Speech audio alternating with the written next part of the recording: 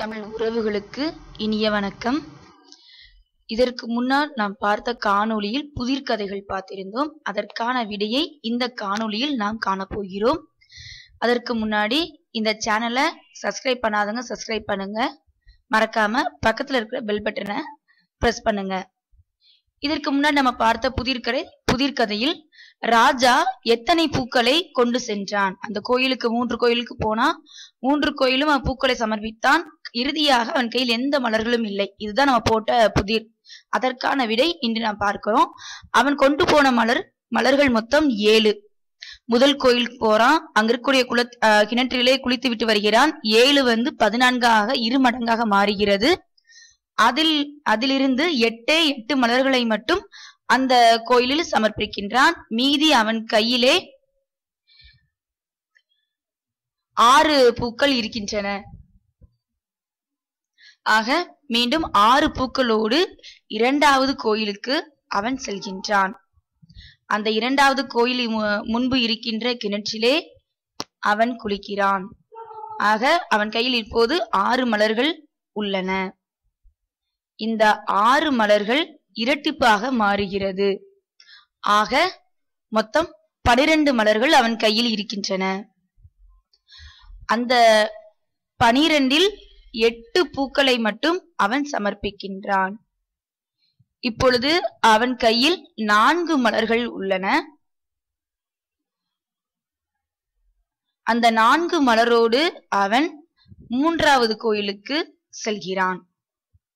இப்போது அவன் கையில் மொத்தமே 4 மலர்கள் மட்டுமே உள்ளன. இந்த 3வது கோயில் போகிறான். அங்கிருக்கின்ற கிணற்றிலே அவன் குளிக்கின்றான். ஆக 4 மீண்டும் 2 மடங்காக மாறுகிறது. இப்பொழுது அவன் கையில் 8 மலர்கள் உள்ளன.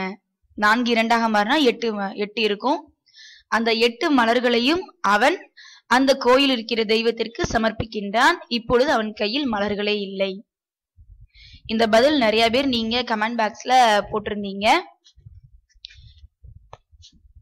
நிறைய பேர் என்கிட்ட கேட்டிருந்தீங்க, இதுக்கான விடை அனுப்புங்க சொல்லுங்க அப்படின்னு கேட்டிருந்தீங்க. அதற்கான விடையாக இந்த காணொளி அமைகிறது.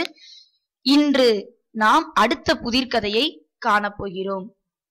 தெனாலிராமனுடைய புதிர்கதை இது. தெனாலிராமன் கிருஷ்ணதேவராயருடைய அவையிலே அமைச்சராக இருந்தவர். மதிநுட்பம் உடையவர். இது நாம் அனைவரும் தெரிந்ததே.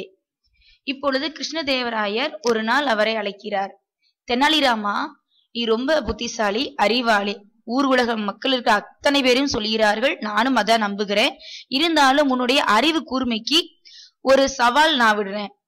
நான் கேட்கிற இந்த கேள்விக்கு நீ பதில் கரெக்டா சொல்லணும். இதற்கான அவகாசம் 1 வார காலம் மட்டுமே அப்படின்னு அவர் சொல்றாரு.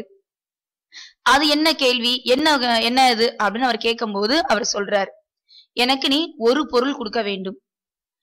அந்த பொருளானது அந்த பொருளை நான் குடிக்க வேண்டும், உணவாக சாப்பிட வேண்டும். அதில் கூடிய மீதியானது ஆடு மாடு ஆண் இறைகளுக்கு உணவாகவும் அமைய வேண்டும். அதே நேரத்தில் அதை வைத்துக்கொண்டு விவசாயம் செய்ய வேண்டும். ஆனா அது ஒரே ஒரு பொருள் தான். அந்த பொருளை வைத்துக்கொண்டு உணவாகவும் நான் சாப்பிடணும். அதை நீராக பருகலாம், உணவாக உட்கொள்ளலாம். அடுத்து அதே பொருளை கால்நடைகளுக்கு உணவாக, ஆடு மாடு போன்ற கால்நடைகளுக்கு உணவாகவும் அது அமைய வேண்டும். 4வதாக அது விவசாயம் செய்வதற்கும் பயன்பட வேண்டும். அந்த பொருளை நீ எனக்கு என்னன்னு சொல்லு.